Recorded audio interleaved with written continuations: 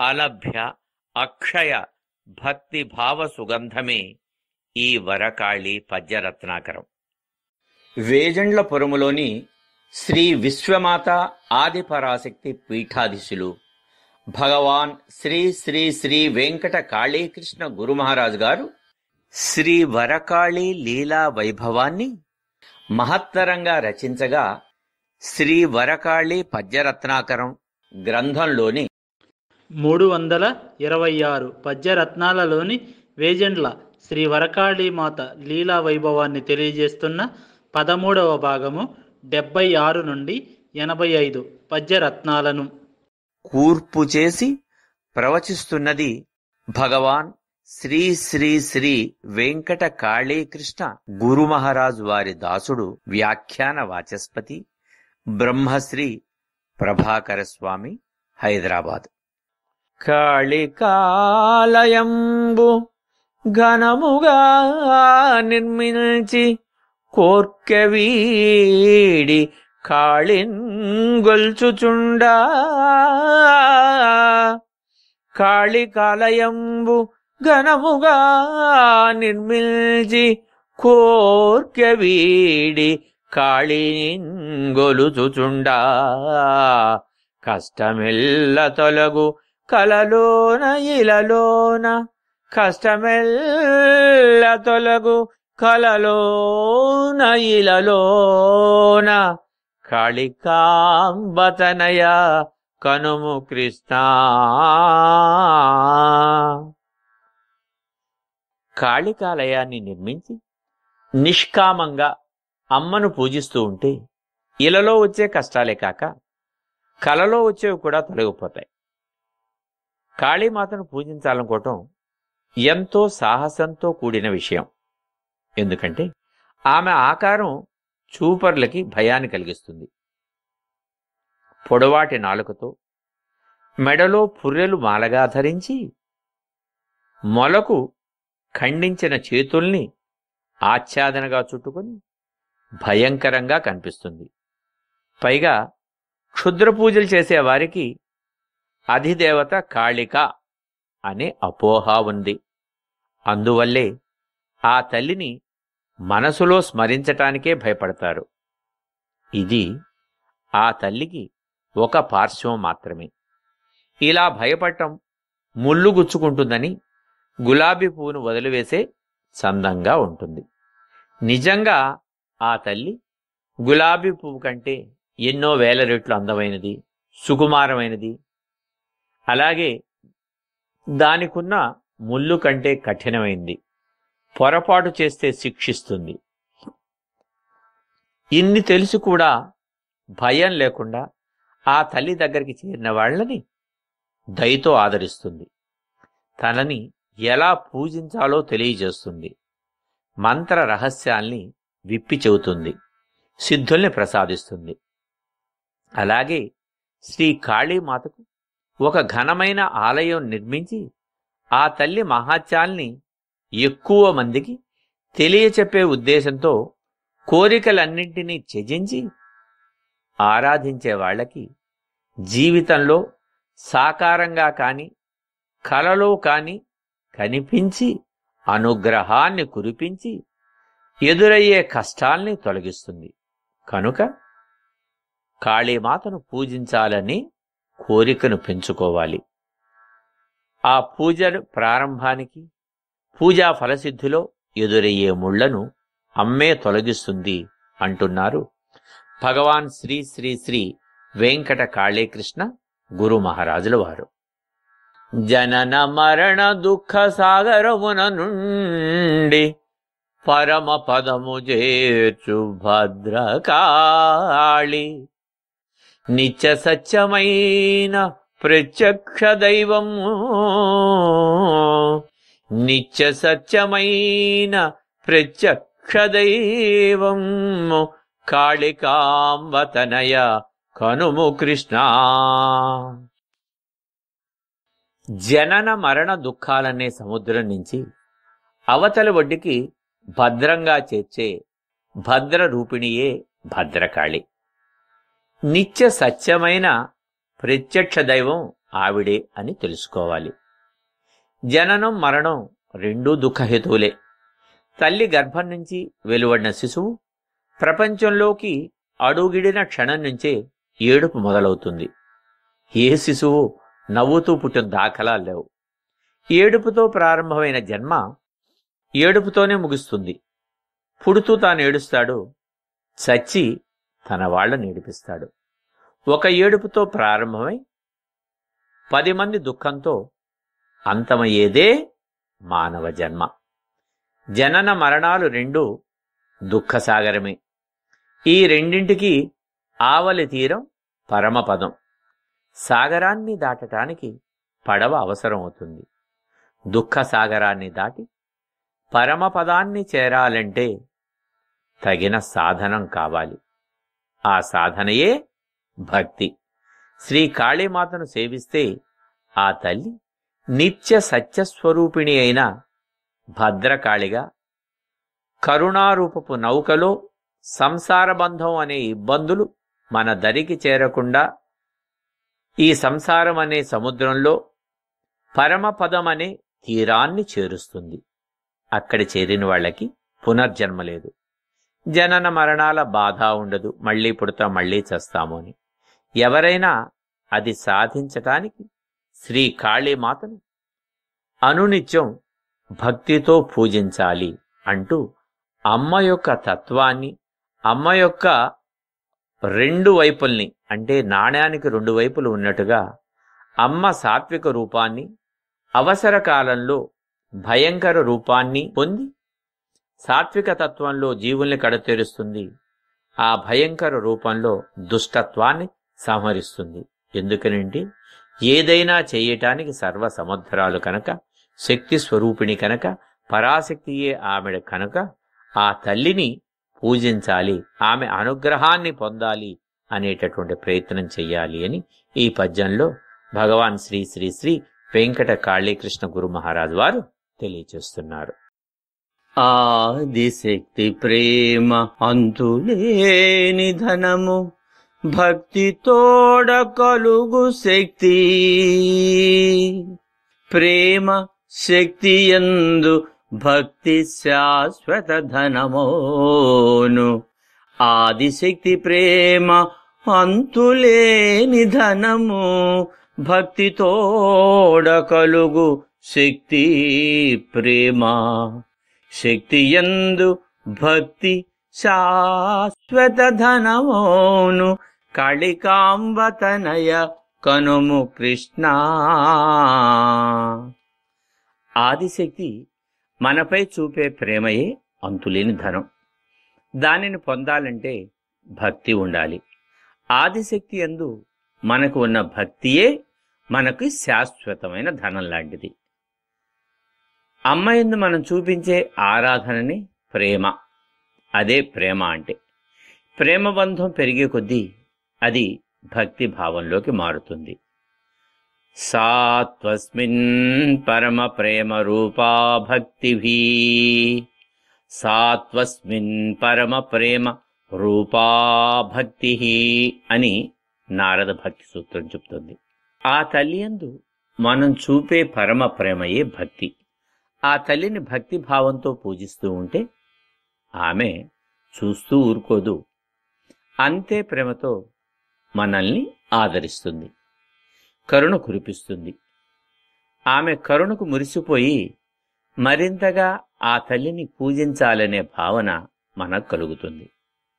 ఆమె మనపై కురిపించే ప్రేమ లెక్కించటానికి వీలు కాంది, అనంతమైనది. అదే సాధకులకి శాశ్వత నిధి. ఇతర సంపదల జోలికి పోకుండా ఈ నిధి కోసమే ఆ తల్లిని భక్తితో పూజించాలి, ప్రార్థించాలి. అప్పుడే శాశ్వతమైన అమ్మ ప్రేమ అనే గొప్ప నిధుల్ని పొందగలుగుతాము అంటూ భగవాన్ శ్రీ శ్రీ శ్రీ వెంకట కాళీకృష్ణ గురు మహారాజ్ వారు పై పద్యంలో తెలియచేశారు. అమ్మ నాల్కద్రిప్పు అవని మాయయనుచూ,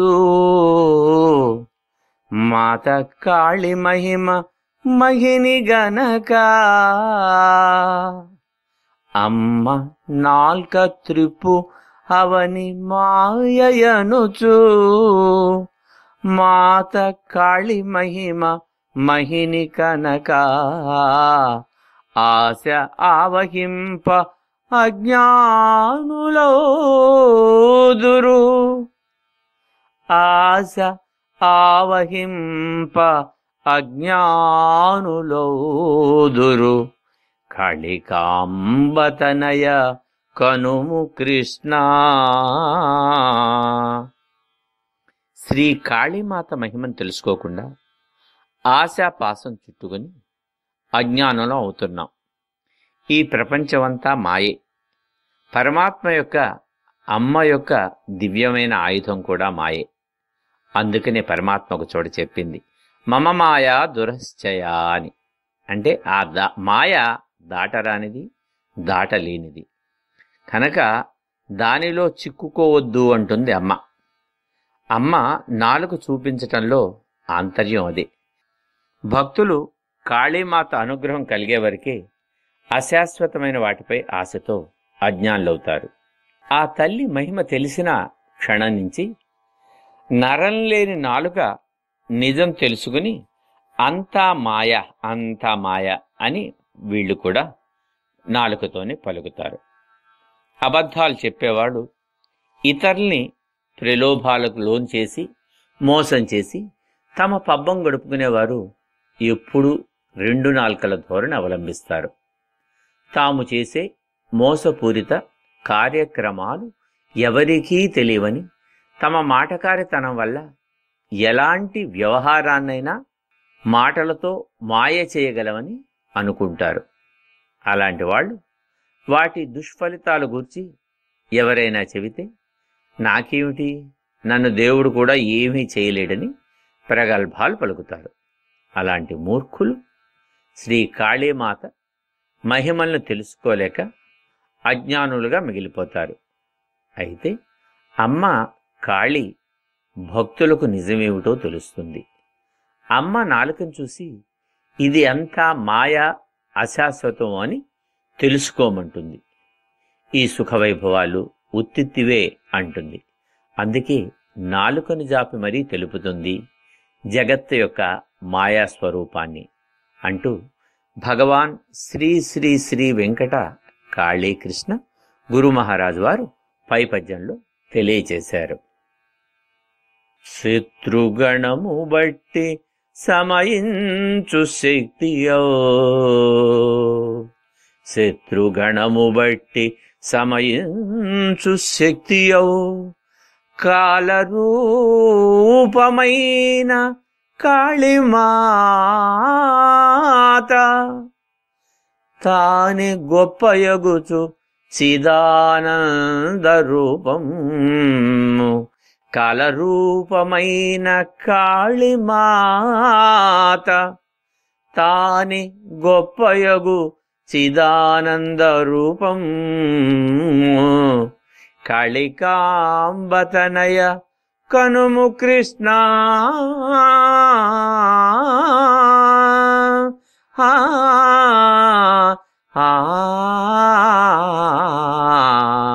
కాళికాంబతనయ కనుము కృష్ణ.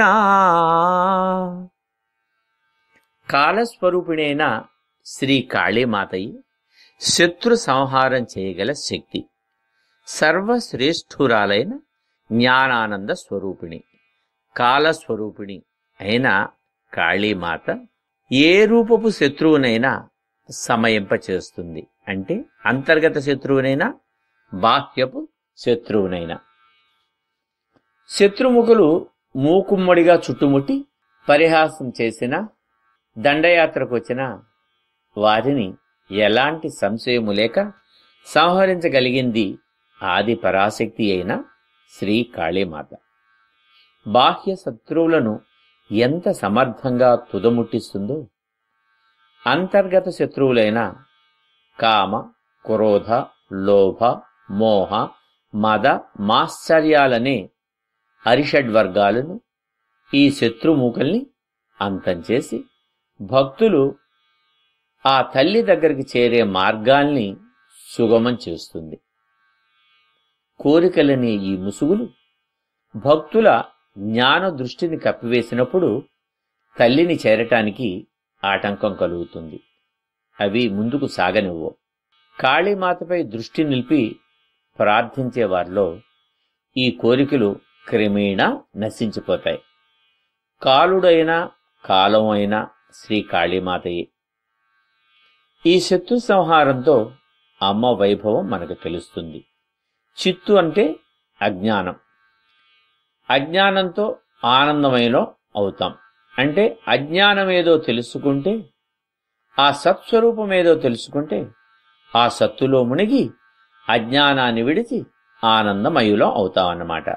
అదే ఆ తల్లి చిదానంద స్వరూపం అంటారు భగవాన్ శ్రీ శ్రీ శ్రీ వెంకట కాళీకృష్ణ గురు మహారాజు వారు.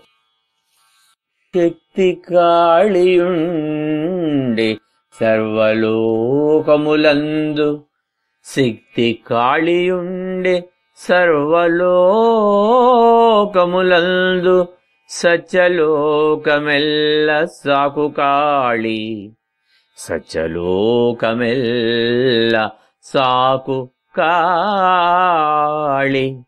అమ్మ కాళి మూలమాయనన్నిటికినీ, అమ్మ కాళి మూలమాయే అన్నిటికినీ, కాళికాంబ తనయ కనుము కృష్ణ. అన్ని లోకాల్లోనూ శ్రీ కాళీమాత శక్తి స్వరూపిణిగా ఉంది. సత్యలోకాన్ని ఆమె సంరక్షిస్తుంది. అన్నింటికీ ఆమె మూలం కదా. జీవుల ప్రాణశక్తి శ్రీ కాళీమాతయే. వివిధ లోకాల్లోని ప్రాణులలోనున్న శక్తి కాళీమాతయే. అన్ని శక్తులకి ఆ తల్లియే మూలశక్తి. మాయకు లోను కాకుండా భిన్నంగా ఉండే సత్యము శాశ్వతము అయిన సత్యలోకాన్ని కాళీమాతయే రక్షిస్తుంది. శ్రీమాత రక్షణలో ఉన్నవారిని ఏ మాయాశక్తి ఏమార్చలేదు. మాయా ప్రభావం వారిపై ప్రసరించదు. మన కంటికి కనిపించే లోకం మారిపోతూ ఉంటుంది. కానీ జ్ఞాననేత్రాలకు కనిపించేది సత్యలోకం. దాని అస్తిత్వాన్ని అమ్మ నిరంతరం కాపాడుతూ ఉంటుంది. సత్యలోకంలో నివసించే బ్రహ్మ జీవుల తలరాతలు ఆ తల్లి శ్రీ కాళీమాత అనుజ్ఞ మేరకే వ్రాయబడుతూ ఉంటాయి. ఇలా ఆ తల్లి జీవుల పుట్టుక మొదటి నుంచి వారు సమసిపోయేంత వరకు వారిపై అమ్మ యొక్క నియంత్రణ ఉంటుంది అంటారు భగవాన్ శ్రీ శ్రీ శ్రీ వెంకట కాళీకృష్ణ గురు మహారాజు వారు పై పద్యంలో. కాళీమాత ధరను కరుణతో చూడంగా, కాళీమాత ధరను కరుణతో చూడంగా, క్రూర ప్రాణులైన కూలకుండు.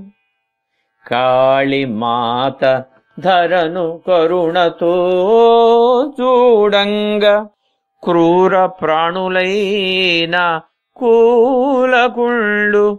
అమ్మ దయను జూప అమృతమౌ విషమైన,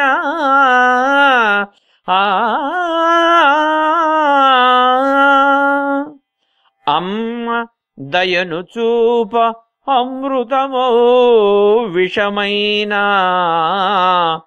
కాళికాంబతనయ కనుము కృష్ణ. శ్రీ కాళీమాత కరుణతో చూస్తే క్రూర ప్రాణులైనా నిలబడతాయి. అమ్మ దయ చూపిస్తే విషం కూడా అమృతమయం అవుతుంది. కరుడుగట్టిన దుర్మార్గులైన ఆ తల్లి కరుణ సోకితే శాంతమూర్తులుగా మారి జీవితాల్ని సుఖవంతం చేసుకుంటారు. క్రూరమైన ప్రాణులు కూడా శ్రీ కాళీమాత శుభదృష్టి పడగాని అమాయక వన్యజీవులను చంపటం ఆపి నిలిచిపోతాయి. ఆ తల్లి అత్యంత కరుణామూర్తి. అల్లరి పిల్లలనైనా ఒక్కసారి శిక్షించదు. కుపుత్రుడు ఉండొచ్చు కానీ కుమాత ఉండదు. అయితే అలాంటి వారిని సంస్కరించటానికి మాత్రమే నిలబెడుతుంది. మనిషిలో ఉండే విషభావాలను సంస్కరించి విషపు ఛాయలు పోగొట్టటమే కాక అమృతతుల్యమైన భావనల వైపు జీవితాన్ని పయనింపచేస్తుంది. కఠినమైన గండశిలలు కూడా ఆ తల్లి కంటిచూపు పడినంతనే వెన్న ముద్దల్లా మారి ఉపయోగార్హమవుతాయి. అమ్మ అనుగ్రహంతో పనికి మాలిన వారు కూడా పవిత్రులై పరమ పదాన్ని పొందుతారు అంటున్నారు భగవాన్ శ్రీ శ్రీ శ్రీ వెంకట కాళీకృష్ణ గురు మహారాజు వారు పై పద్యంలో. విశ్వమందు జనులు విశ్వాసములతోడ జపము చేయ కాళి శక్తి నెరిగి. విశ్వమందు జనులు విశ్వాసములతోడ జపము చేయ కాళి శక్తి నెరిగి. రక్షసేయుచుండు రక్తితో కాళియే కాళికాంబతనయ కనుము కృష్ణ. జనులు విశ్వాసంతో శ్రీ కాళీమాత శక్తి నెరిగి జపం చేసినట్లయితే సంతోషించిన అమ్మ అందరికీ రక్షణ కల్పిస్తుంది. ఏ పనైనా దానిపై సంపూర్ణ అవగాహన ఉండి విశ్వాసంతో ప్రారంభిస్తే అది ఉత్తమ ఫలితాలను ఇస్తుంది. అలా కాక మనసు వేరే విషయాలను ఆలోచిస్తూ పనిచేస్తే శూన్యమైన ఫలితం లభిస్తుంది. అదేవిధంగా కాళీమాతను సంపూర్ణ విశ్వాసంతో పూజించి సేవిస్తే హోమాలు చేసేవారిని సేవించేవారిని ఆమె కంటికి రెప్పలా కాపాడుతుంది. స్వలాభం కోసే జపం యాంత్రికమైనదిగా కాకుండా నిష్ఠతో విశ్వాసంతో చెయ్యాలి. ఆ స్వలాభం కోసం చేసే జపం వల్ల కూడా ఫలితం ఉండదు. భావ వైశాల్యం కావాలి. కాళీమాత శక్తిని తెలుసుకొని సద్గురువు అనుగ్రహంతో ప్రారంభించాలి. ఎందుకంటే గురువు లేని విద్య ఏదీ రాణించదు. చేసేదానిలో లోటుపాట్లు సరిదిద్దటానికి గురువు అవసరం ఎంతైనా ఉంటుంది. అప్పుడే అమ్మ సంతోషిస్తుంది, రక్షిస్తుంది. కాళీమాతకు సంబంధించిన ఏ నామాలతో జపానుష్ఠం చేసినా ఆ తల్లి అనుగ్రహం లభిస్తుంది. ఒకవేళ సరైన గురువు లభించకపోతే బాగా శ్రమించి అమ్మని మెప్పించి ఆమె అనుగ్రహిస్తే ఆ తల్లి శ్రీ కాళీమాతనే సద్గురువుగా పొందవచ్చు. మరి కిషోర ప్రాయంలోనే అమ్మ అనుగ్రహాన్ని పొంది అమ్మ అనుగ్రహాన్ని మరి 12 ఏళ్లకి ఎలా పొందగలిగారు అంటే పూర్వజన్మల సుకృతం. ఏ జన్మల్లో చేసినటువంటి పుణ్యపాకం వల్ల అది ఈ జన్మలో రాసిపోసి ఉండి అప్రయత్నంగా ఆ అనుగ్రహ వర్షం కురిసింది. అప్పటి నుంచి ఆ అమ్మ భగవాన్ శ్రీ శ్రీ వెంకట కాళీకృష్ణుల వారికి సర్వము తానే అయి తల్లి తండ్రి మీదు మిక్కిలి సద్గురువై అనేక సిద్ధుల్ని ప్రసాదించింది.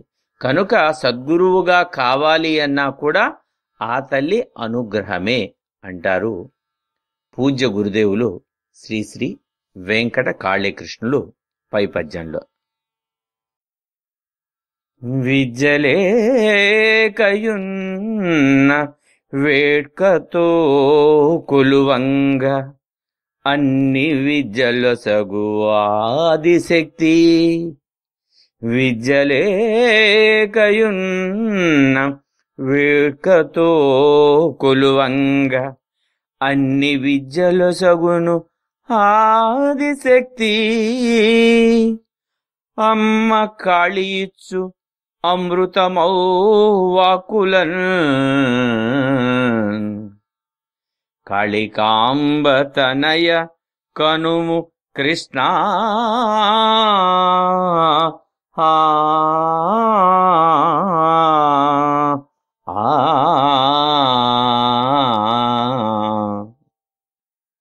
విద్య లేని వారెవరైనా వేడుకుంటే ఆ తల్లిని పూజిస్తే వారికి సమస్త విద్యల్ని కాళీమాత ఇస్తుంది, అమృతవాక్కుల్ని ప్రసాదిస్తుంది.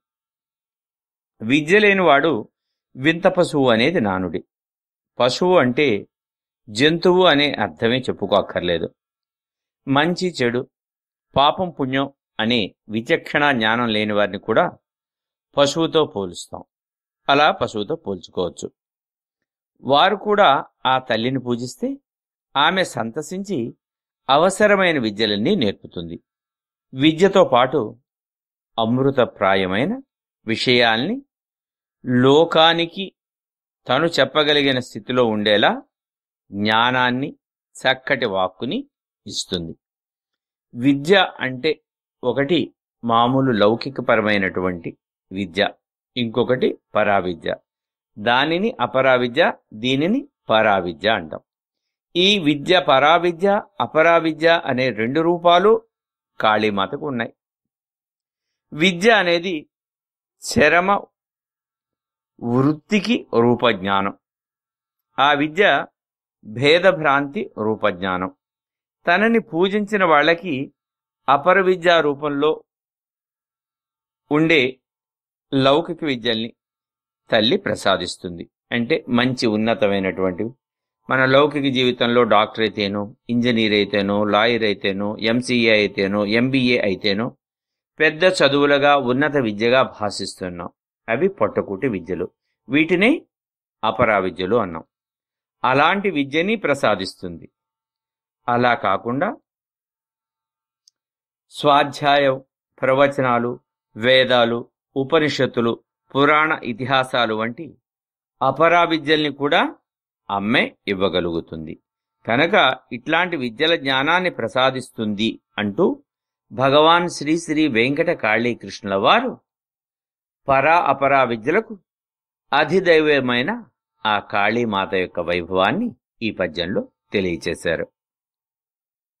పూజ చేయకుండా పుణ్యములెట్లబ్బు, శక్తి పూజ గూర్చు సకల ఫలము. పూజ చేయకుండా పుణ్యములెట్లబ్బు, శక్తి పూజ గూర్చు సకల ఫలము. ఆదిశక్తి పూజ అమరత్వమొసగురాగా, ఆదిశక్తి పూజ అమరత్వమొసగురా. కాళికాంబతనయ కనుము కృష్ణ, కాళికాంబతనయ కనుము కృష్ణ. పూజ చేయకుండా పుణ్యం ఎలా వస్తుంది? శ్రీ కాళీమాత పూజ సకల ఫలాల్ని ఇస్తుంది. ఆ సకల ఫలాలు పొందాలి అంటే మనకి చేతొచ్చిన విధంగా నామంతోనో మంత్రంతోనో షోడశోపచారము ఏదీ కుదరకపోతే మానసికంగానైనా పూజ చేయాలి. అలాంటి పూజ వల్ల కావలసిన పుణ్యం వస్తుంది. అందులో ఆది పరాశక్తి రూపమైనటువంటి అమ్మ కాళీ పూజ చేస్తే అమరత్వం లభిస్తుంది. ఆకలి తీరటానికి భోజనం చేయటం తప్ప వేరే మార్గం లేదుగా. పదార్థాలు జీర్ణాశయంలో పడితేనే వాటిని అరిగించుకుని శరీరం పీల్చుకొని ఆకలి తీర్చుకుంటుంది. ఆ తర్వాత దేహానికి కావలసినటువంటి శక్తిని, చైతన్యాన్ని ఇస్తుంది. అంతే తప్ప దీనికి ఎటువంటి అడ్డదారి లేదు. ఆకలి తీరిపోవాలి అంటే వాయుభక్షణం చేశారు, ఆకులలములు తిన్నారు, తిని తపస్సు చేశారు అంటే అది పురాతన కాలంలో, పురాణ కాలంలో. ఒకవేళ అలా చెయ్యాలి అంటే ఆ స్థాయి వేరు. అప్పుడైనా ఆకులలంతోలైనా ఆకలిని తీర్చుకోవాలి. వాయువుని సరిగా భక్షించైనా ఆ ప్రస్తుతానికి జఠరాగ్ని సంతృప్తిపరచాలి. కనుక సామాన్య మానవులైనటువంటి సంసార జీవులైనటువంటి మనకి మాత్రం ఏదో ఒకటి తింటే తప్ప ఆకలి తీరదు. అదేవిధంగా పూజలు చేస్తేనే పుణ్యం వస్తుంది. చిత్తశుద్ధి లేని పూజలు సత్ఫలితాన్నివ్వ. మళ్ళీ సమయం వృధా తప్ప.